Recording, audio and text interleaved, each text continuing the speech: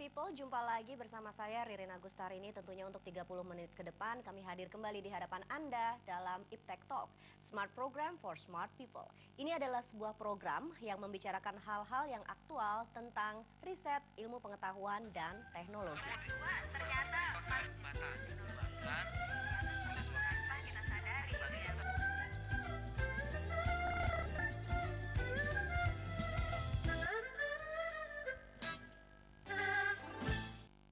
Smart People, kita tahu bahwa Indonesia ini secara geografis dan geologis merupakan negara yang rawan terhadap bencana, gempa bumi, dan juga tsunami, yang menimbulkan tentu saja tidak sedikit korban jiwa. Dan masih lekat dalam ingatan kita, tsunami di Aceh pada tahun 2004, kemudian gempa bumi yang terjadi di Nias, maupun juga di Bengkulu, di Yogyakarta, dan terakhir di Sumatera Barat, yang memakan korban tidak sedikit. Sebenarnya apa ya kira-kira yang menyebabkan banyaknya jatuh korban? Apakah memang mencerminkan bahwa kesiapsiagaan masyarakat terhadap bencana masih cukup rendah? Untuk itu, kali ini kita akan berbincang-bincang dengan tamu-tamu kita yang sangat kompeten dalam bidangnya dengan topik kesiapsiagaan masyarakat dan penanggulangan bencana gempa dan tsunami. Langsung saja kita akan sapa tamu-tamu kita, Ibu Dr. Deni Hidayati. Beliau adalah peneliti sosial LIPI, dan nanti kami juga akan berbincang-bincang dengan Bapak Dr. Hiroyuki Yamamoto dan juga Ibu Dr. Yoshimi Nishi. Beliau adalah peneliti dari Center for Integrated Area Studies, Kyoto University. Ibu Deni, apa kabar? Kabar baik, Mbak Ririn. Hai Smart People, apa kabar juga?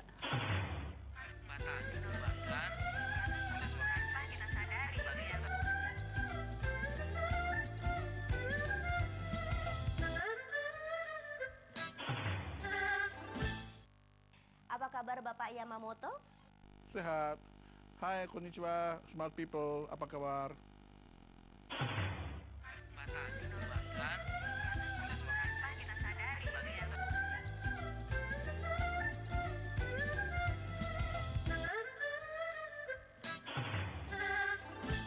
Apa kabar Ibu Nishi? Baik. Hai Smart People, konnichiwa.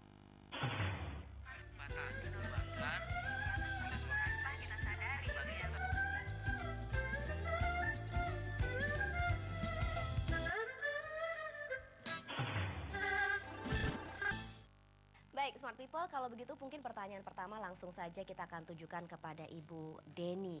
Ibu, bahwa Indonesia ini sering sekali terjadi gempa dan tsunami begitu. Harusnya sudah ada antisipasi, tapi masih banyak juga korban yang jatuh begitu. Apa sih sebenarnya Ibu hal-hal yang menyebabkan masih banyaknya korban yang berjatuhan ini? Ada banyak alasan kenapa korban bencana masih cukup banyak. Pertama itu kita tinggal di daerah yang rawan bencana, mulai dari ujung Sumatera sampai dengan ujung Papua.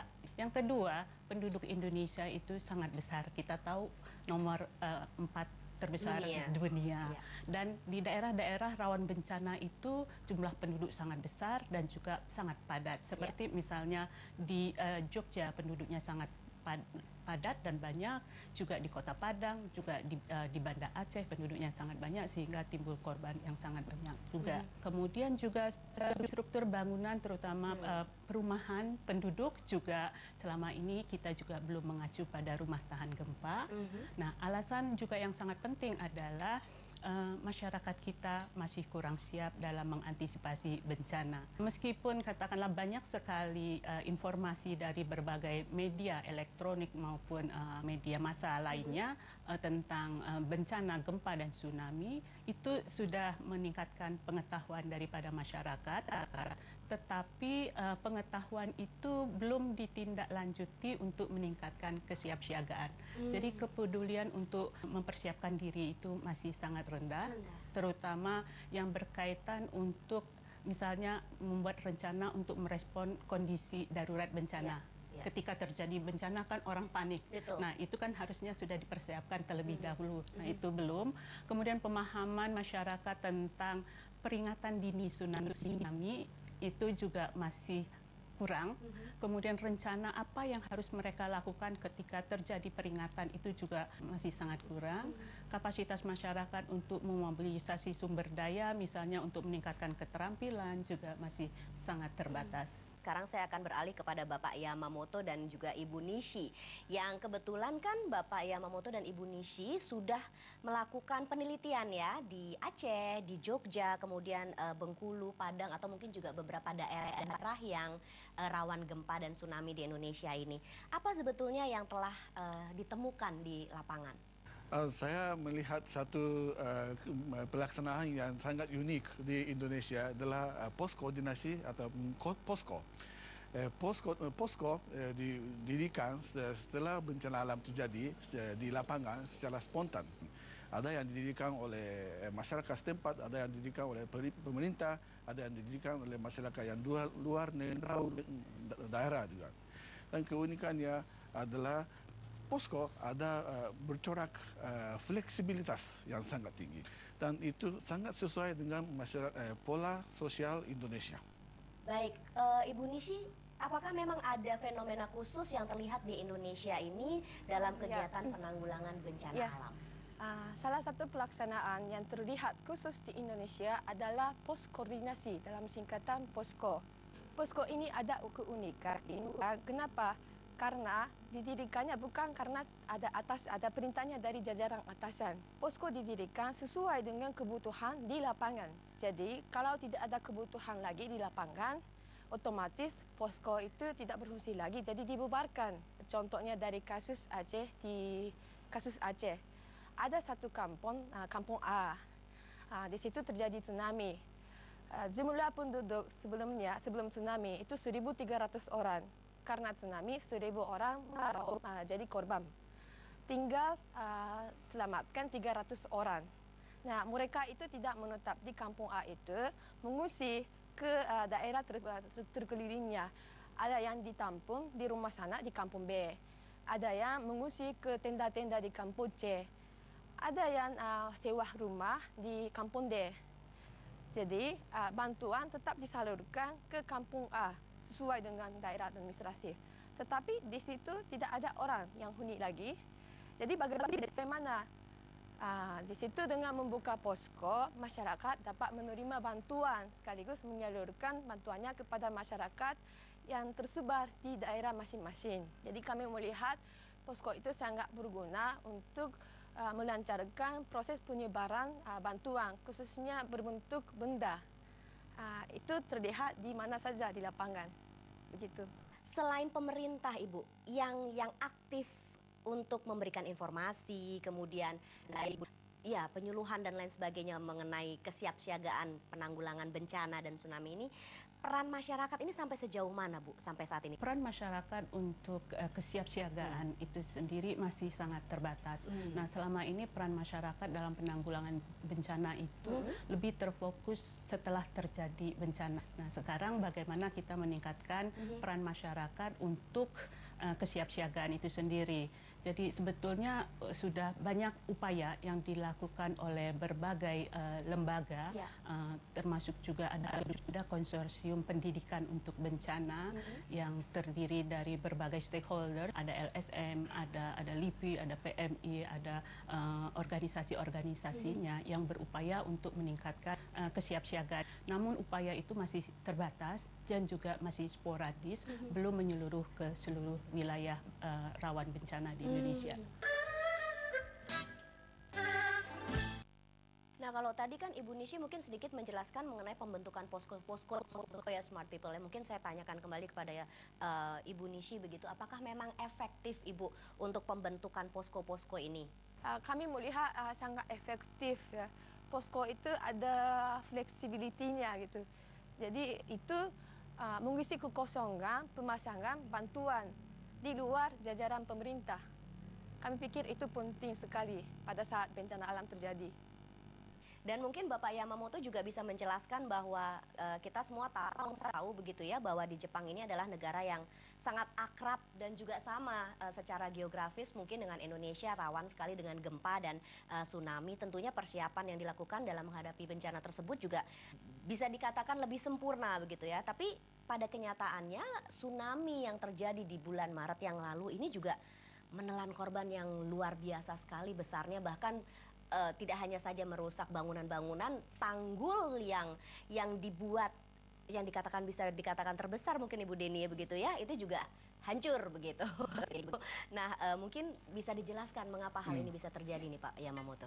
Korban dari segi jumlah jiwanya adalah lebih kurang 20.000 orang. Ini dikirakan sebagai banyakkah atau sedikit,kah itu adalah tergantung kepada pandangan sendiri. Jepang sudah persiapkan tembok besar sebesar di dunia untuk menyiapkan tsunami. Sekiranya walaupun begitu tsunami menghancurkan temboknya, jadi menimbulkan banyak korban tsunami. Tapi sekiranya temboknya tidak disiapkan, memang lebih besar jumlah korban dari Jepang. Itu boleh dikurangi jumlah korbannya, saya pikir. Jadi ini teknologi yang tinggi, canggih adalah salah satu cara untuk menanggulangan bencana alam. Tapi bukan itu saja yang pentingnya, adalah karena sekiranya ada teknologi canggih atau pemerintah yang kuat untuk menanggulangan bencana alam, jadi rakyatnya fikir seperti boleh bergantung kepada pemerintah atau bergantung kepada ahli ilmu teknik saja. Jadi rakyat sendiri tidak merasa berat untuk menyiapkan untuk siap siaga pada bencana alam yang akan datang. Itu adalah faktor yang menyebabkan korban yang sedikit besar. Ini kali itu saya pikir. Baik, sekarang kita beralih kembali kepada Bu Deni. Bu, kalau kita bicara mengenai penanggulangan begitu ya, mungkin smart people juga melihat di tayangan televisi pada saat terjadinya bencana gitu, atau ada warning begitu. Biasanya masyarakat itu pada saat warning pertama, seperti tadi Ibu katakan, ada kepanikan. Kemudian, oke, tidak ada terjadi apa-apa, kembali lagi ke rumah. Kemudian kedua, nah kalau sudah yang ketiga kayaknya yang paling juga kayak yang tadi-tadi gitu loh. Akhirnya mungkin jadi membuat semakin tidak aware gitu ya, tidak waspada begitu. Apakah ada pola seperti itu juga Ibu?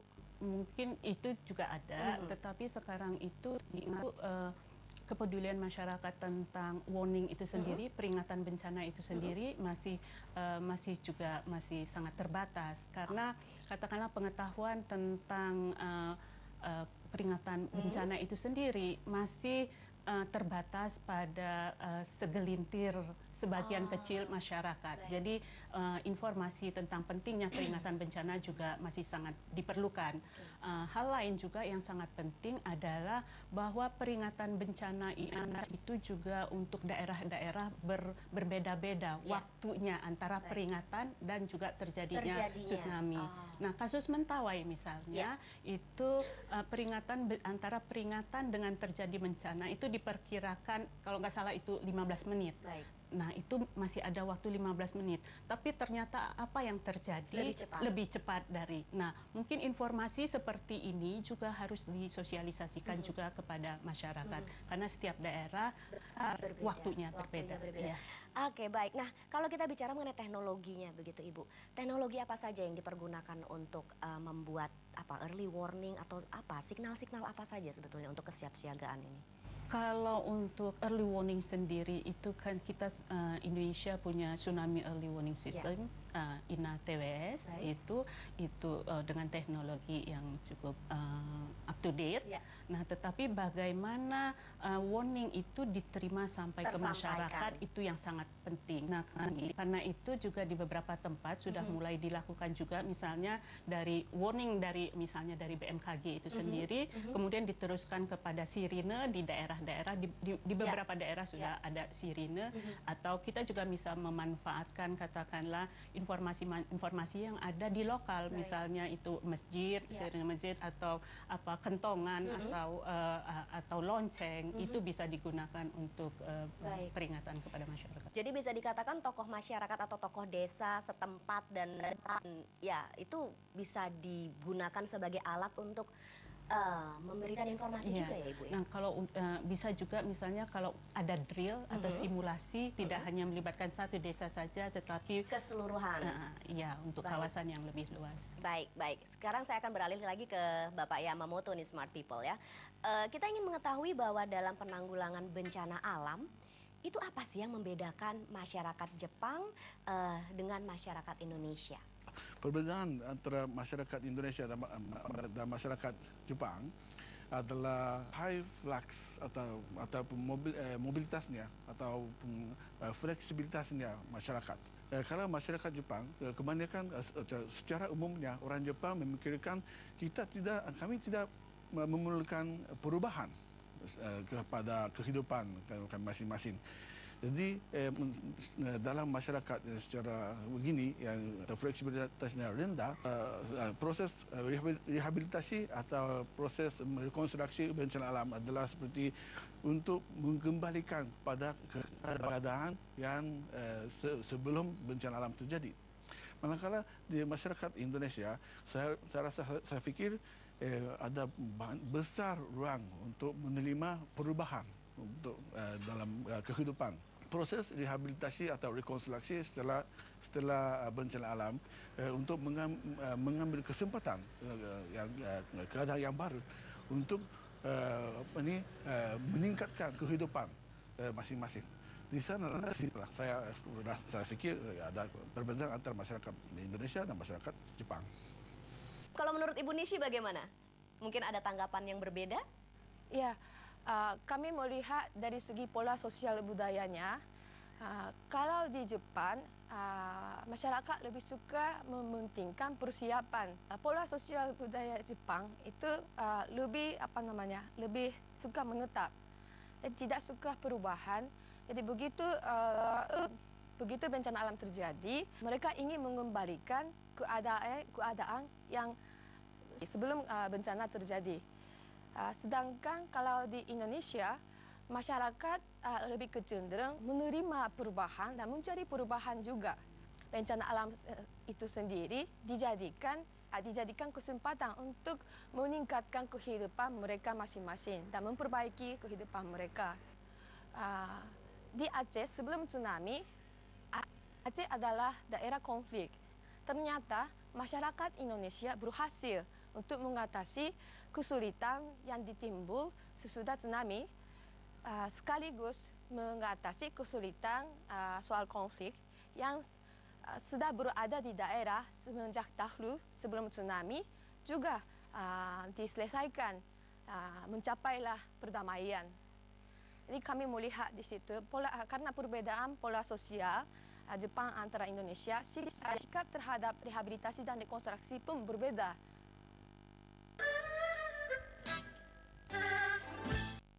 Nah, Pak Yamamoto, kalau kita berbicara berkaitan dengan flexibility begitu ya, dalam kata lain ada ketidakstabilan pola masyarakat. Apa sih sebenarnya yang harus kita pikirkan untuk menghadapi bencana alam yang akan datang di Indonesia kalau menurut Bapak? Di Indonesia, sosialisasi atau siap-siaganya saya pikir itu ada cukup baik, cukup banyak. Tapi masalahnya kan seperti di Jepang. Di Jepangnya semua tempat barang atau sistem semua ditetapkan. Sekiranya ada gempa bumi atau sekiranya ada tsunami, mau mengungsi, mau lari ke mana, lari ke tempat sini, tempat sana, itu sudah ditetapkan. Jadi bangunannya sudah dibuka selama untuk orang yang untuk mengungsi. Kalau di Indonesia, orang sudah diberitahu sekiranya ada gempa bumi yang besar-besaran di tepi pantai, perlu melari diri ke bangunan yang tinggi. Tapi di Padang, bangunan tinggi yang runtuh oleh sebabnya gempa bumi. Cukup banyak ada sosialisasi mengenai anti bencana alam, tapi infrastruktur belum cukup baik untuk menyokong kegiatan atau persiapan rakyat. Sementara kalau menurut Ibu Nishi, mengapa kira-kira kita ini perlu menciptakan penanggulangan bencana alam sesuai dengan keadaan di Indonesia sendiri? Kira-kira maknanya apa, Ibu? Ya, sebelum saya memaparkan tentang penanggulangan bencana alam, saya ingin menambah sedikit mengenai perbedaan pola sosial Jepang dan Indonesia. Kami melihat pola sosial Jepang itu fleksibilitinya agak rendah, relatif rendah. Sedangkan sosial Indonesia itu lebih terbuka dan bisa dikatakan masyarakatnya longgar. Kami mengambil contohnya daripada keluarga besar, ada kata lain, family. Kalau family di Indonesia, soal family di Indonesia, kalau mau jadi anggota familinya, prosesnya tidak begitu rumit kalau di Indonesia. Membawa kawan, diperkenalkan sama anggota lain, makan sama-sama, bertambah senyum sedikit, tahu-tahu sudah diterima sebagai anggota familinya. Kalau di Jepang, prosesnya agak lama. Sekali-sekali makan sama-sama, sudah saling mengenali, tetapi belum tentu diterima sebagai familinya. Nah, sekarang kami mengembalikan ke isu penanggulangan bencana alam. Ada dua hal yang harus dipentingkan. Satu, quick decision making, pengambilan keputusan dalam waktu singkat. Yang kedua, information sharing, yaitu pembagian informasi dalam masyarakat secara ramai. Begitu anti sinere berbunyi, orang mesti langsung melarikan diri ke tempat yang tepat. Tidak ada waktu untuk memikirkan ke arah mana harus mengungsi. Begitu juga dalam tahap pertolongan, tahap rekonstruksi dan rehabilitasi pada saat darurat. Baik, Smart People, sekarang mungkin saya akan beralih kembali kepada Ibu Deni untuk menanyakan, kita semua tahu begitu ya bahwa kesiapsiagaan masyarakat ini sangat dibutuhkan sekali untuk meminimalisir jumlah dari korban-korban jiwa. Tapi sebetulnya upaya atau inovasi apa, Bu, yang telah ditemukan dan diperlukan tentunya untuk penanganan bencana ini? Saya kira untuk Indonesia itu harus ada perubahan paradigma dalam penanganan bencana. Baik. Selama ini penanganan bencana kita fokuskan pada pasca bencana. Nah, ternyata kita sudah tahu hasilnya seperti apa, banyak sekali korban, banyak sekali kerugian.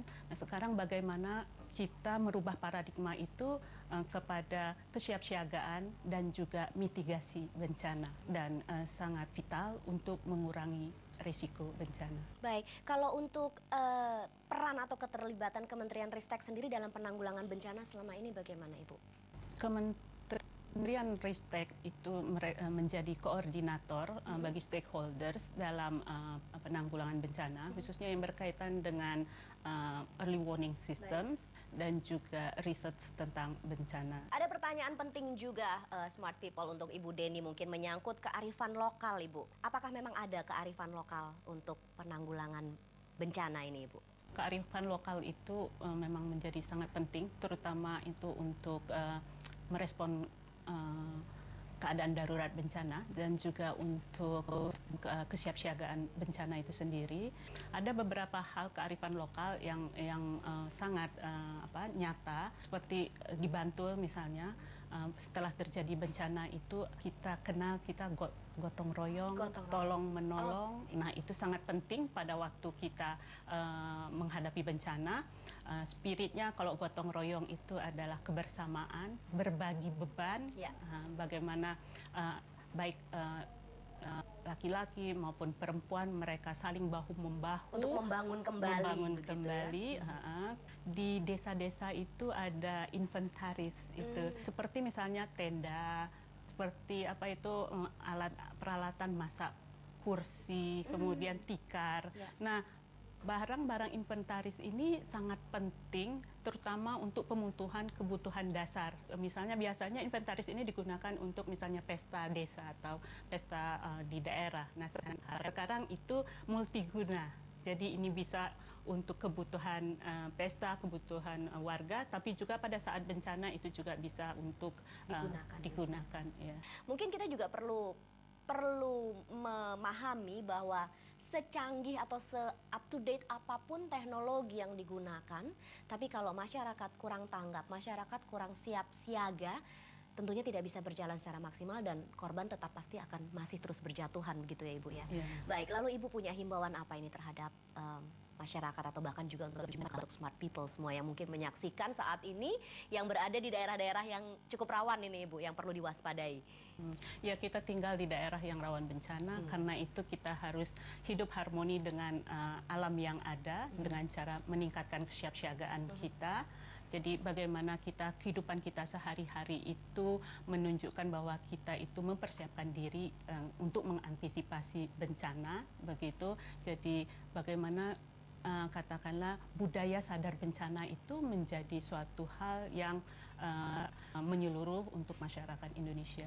Baik, terima kasih Ibu Deni, dan untuk Bapak Yamamoto dan Ibu Nishi nih sekarang nih, kira-kira bagaimana himbauan, apakah ada himbauan terhadap pemerintah ataupun juga masyarakat atau ya instansi-instansi yang terkait, silakan. Ya, untuk kesiapsiagaan yang paling penting itu kepercayaan terhadap masing-masing lembaga. Walaupun informasi ada, pengetahuan ada, teknologi ada, tapi kalau orang tidak percaya itu tidaklah diukur. Jadi pemerintah Indonesia maupun pemerintah Jepang mesti berusaha untuk mengambil kesimpatisan dan kepercayaan terhadap pemerintah diri sendiri.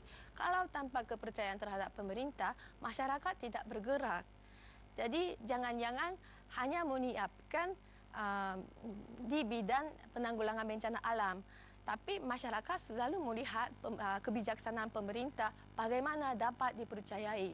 Itu. Saya fikir untuk mensiapsiagaan bencana alam ada dua pihak yang bertanggungjawab. Yang satu adalah pemerintah, yang satunya adalah masyarakat atau rakyat sendiri. Jadi bagaimana mereka mewariskan pengalaman mereka sendiri kepada generasi yang baru. Itu bukan bencana dalam istilah bencana alam saja. Misalnya buatkan satu lagu kah, atau buatkan satu cerita kah, atau buatkan satu novel kah, dan lain-lain. Ubahkan medianya. Jadi boleh diwariskan pada generasi. Dan salah satu pelaksanaan yang sangat unik di sini, khususnya di Aceh, adalah peninggalan tsunami seperti tsunami, kapal apung atau kapal di atas rumah, ataupun pembinaan baru yang dibina setelah tsunami seperti di bangunan ini atau tsunami museum. Dan itu adalah satu media yang baru yang boleh digunakan untuk mewariskan pada generasi yang akan datang atau pada rakyat di luar negeri mengenai tentang pengalaman tsunami. Dengan itulah saya fikir rakyat sendiri boleh meningkatkan siap-siagaan mengenai bencana alam. Baik, terima kasih Bapak Yamamoto. Baik, terima kasih. Terima kasih. Terima kasih Ibu Nishi atas waktunya. Salam, bye, smart people.